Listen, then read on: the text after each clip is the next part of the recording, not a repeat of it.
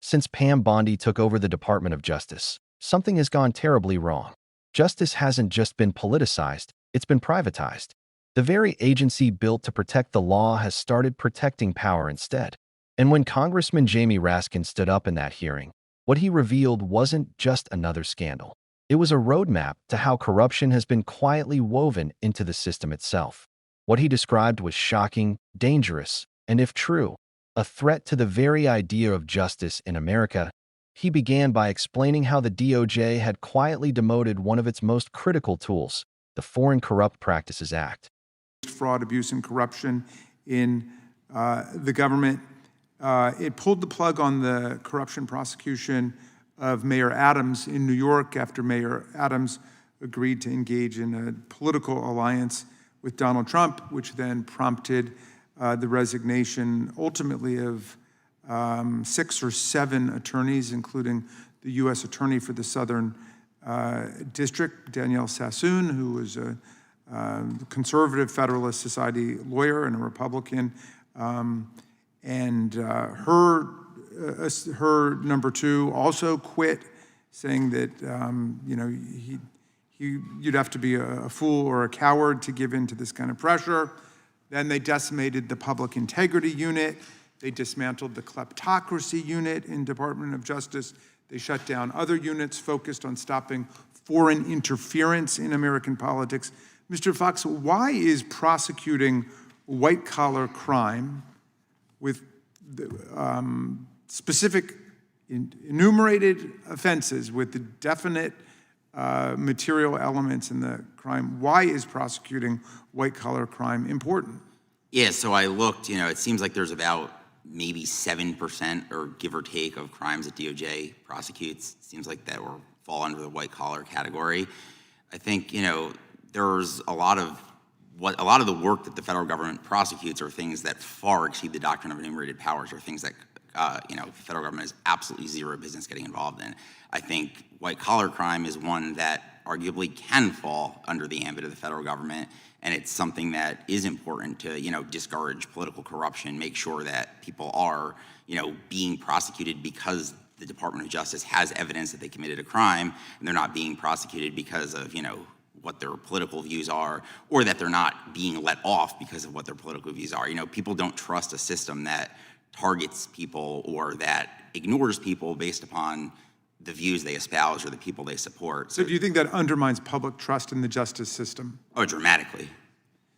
It sends out the message that we have this 2-track system, one for people who engage in kind of the run-of-the-mill state law crimes like assault or theft or robbery, and then one for white-collar criminals in the government or in corporations or in politics who are able to get away with it if they know the president or they know the right person. Yeah, I think that's right. And also goes back to the question Ranking Member McBath asked, which is, about are they going to target people who they know will fight back versus won't have the resources to? So I think, that's all very related there. Yeah. Have you studied the whole question of whether there is systematic inclusion of a mens rea requirement, so we're not putting people in jail for most regulatory offenses?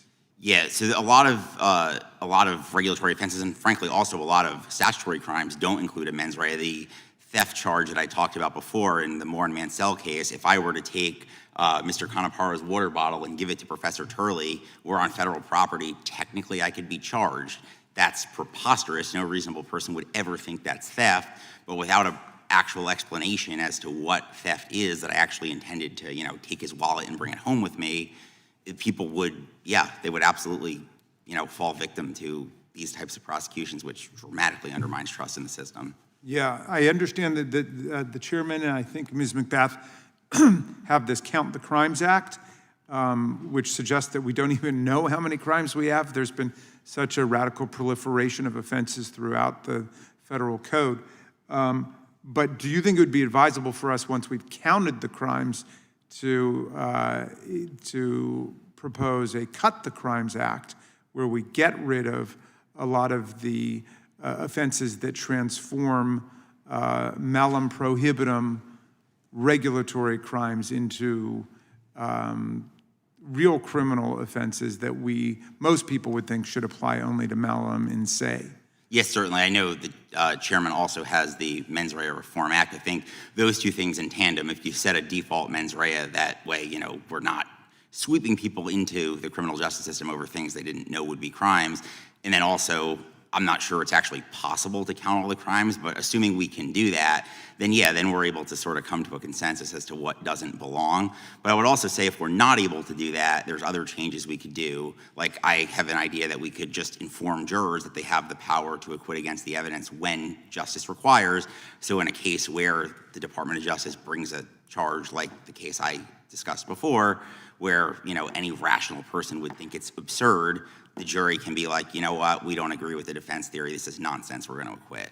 And that's a power they still have. And I yield back to you, Mr. Chairman. I don't want to commit a criminal infraction here by going over my time. It's too late. Too late. Yeah. That law exists to stop powerful corporations from bribing foreign officials and manipulating governments behind the scenes. Weakening it isn't just a bureaucratic tweak, it's an invitation. It tells the world that if you have money and influence, the rules no longer apply. It's a signal that global corruption just got a green light, and that the watchdogs who used to guard the gates have been told to stand down. And that was just the beginning. The department didn't just weaken one law. It purged the people who enforced all of them. 17 inspectors general, gone. These weren't political appointees or partisan players. They were career watchdogs who had uncovered over $90 billion in waste, fraud, and abuse just last year. Their job was to protect taxpayer money and expose wrongdoing inside government agencies. Firing them wasn't about efficiency, it was about control. It was about blinding the system, cutting off the only people who could see what was really happening inside. Raskin described it as a deliberate dismantling of oversight, an operation designed not to fix the swamp, but to silence it. The phrase, draining the swamp, had been turned upside down. It no longer meant cleaning up corruption. It meant clearing the path for it. And with every firing, the message was clear: loyalty mattered more than law. Then came the part that left the entire hearing room stunned. Raskin revealed that the DOJ had abruptly dropped a corruption case against the mayor of New York, Eric Adams. A high-profile case, built over months, vanished overnight. The timing? Suspiciously close to the moment Adams aligned himself politically with the people running the show. The result?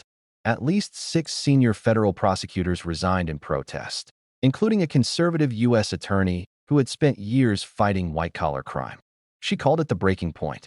Her deputy said you'd have to be a fool or a coward to stay silent under that kind of pressure. That's not politics. That's coercion. That's power protecting itself. What makes this even more alarming is what happened next. The Public Integrity Unit, which investigated corruption inside government, was dismantled. The Kleptocracy Unit, which hunted down stolen foreign money hidden in American banks, was shut down. And the Foreign Interference Task Force, created to block overseas manipulation of U.S. elections, gone. Each of these teams existed to prevent abuse, protect democracy, and hold the powerful accountable. One by one, they were erased. Raskin's point was simple but devastating. If you stop prosecuting public corruption, white-collar crime, and foreign interference, you're not just failing to enforce justice, you're actively dismantling it. Every shutdown, every dismissal, every reassignment wasn't random. It was strategic. It created an environment where political allies were untouchable and enemies were expendable. He warned that this created what he called a two-track justice system. One track for ordinary people, those who make mistakes, break small laws, or fall behind on payments, and another for the connected elite, where money and power erase consequences. In this system, theft is punished if it happens on the street, but ignored if it happens in a boardroom. Crimes are prosecuted if you're powerless, but dismissed if you're valuable. The deeper Raskin went, the clearer the pattern became. This wasn't a random string of bad decisions. It was a design. It was the transformation of justice itself into something transactional, a system that bends, folds, and disappears depending on who's sitting in the chair. Inside the DOJ, the people who saw what was happening started leaving. Ethics lawyers, investigators, prosecutors, all walking out rather than play along. Some spoke privately, others resigned quietly, but all said the same thing. They couldn't be part of something that no longer lived up to its name. Imagine that. The very people sworn to uphold the law deciding that staying silent made them complicit. And while the department fell apart from the inside, public trust outside began to collapse too. Because when ordinary people watch the rich and powerful walk free, when they see political allies get immunity and whistleblowers get punished, they start to ask the question no democracy wants to face. Why should we believe in justice at all? Raskin brought the focus back to what this all meant for the average American. He said, when people believe the law no longer applies equally, it's not just a legal crisis, it's a moral one. It erodes the foundation that keeps society together. Because justice isn't just about punishment, it's about fairness, trust, and the belief that truth still matters. He compared what's happening now to the slow decay of democratic systems in other countries, where corruption doesn't take over overnight, it seeps in gradually. First, the watchdogs are fired. Then the investigators are silenced. Then the laws are rewritten. And by the time the public realizes what's happened, accountability has already vanished. But what hit hardest wasn't the politics. It was the pattern. The Department of Justice is supposed to be a wall between power and abuse. It's supposed to prosecute the crimes others are too afraid to touch. Yet under this new order, it seems to have become a shield instead, a place where loyalty buys protection and defiance gets you erased. Even more disturbing was Raskin's warning about the long-term damage. Once a system learns that corruption is rewarded and accountability is punished, it doesn't just stay that way. It gets worse. Because every official who sees that silence keeps their job learns the same lesson. Integrity doesn't pay, obedience does. He asked a chilling question during that hearing. Who benefits when you stop prosecuting corruption, dismantle oversight, and let power police itself? The answer, of course, is obvious, but the implications are terrifying. It's not just about a few bad actors. It's about an entire culture being reshaped from within, where the rule of law becomes a matter of convenience, not conviction. To understand the scale, Raskin laid out the details like a case file. The fired inspectors general? They weren't just administrators. They were responsible for exposing billions in fraud, investigating defense contracts, healthcare abuse, and foreign lobbying scandals. Each removal stripped away another layer of accountability. Each shutdown made it harder to track the money, harder to follow the influence, harder to find the truth. He explained how the DOJ had become what he called a political enforcement arm, deciding not cases but allegiances. Investigations into allies dropped.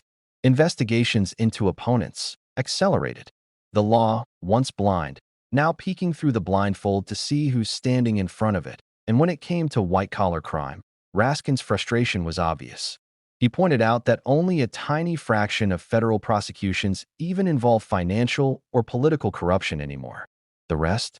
Petty offenses, minor drug charges, cases that could have been handled by state courts. The focus has shifted entirely away from the crimes that threaten democracy itself, the ones involving money, power, and manipulation. He called it a betrayal of public trust, and he was right. Because a justice system that refuses to hold the powerful accountable doesn't just fail, it breeds cynicism. It tells the public the game is rigged. And once people stop believing that justice is possible, they stop caring whether the system survives at all. That's the danger Jamie Raskin was warning about. Not just corruption, but collapse. The quiet normalization of lawlessness disguised as order. The moment when people shrug and say, "That's just how it works now." He reminded everyone that democracy isn't self-sustaining. It relies on people inside the system who are brave enough to stand against it when it turns corrupt. And right now, those people are leaving faster than they're being replaced. The irony? The DOJ was created to ensure no one was above the law.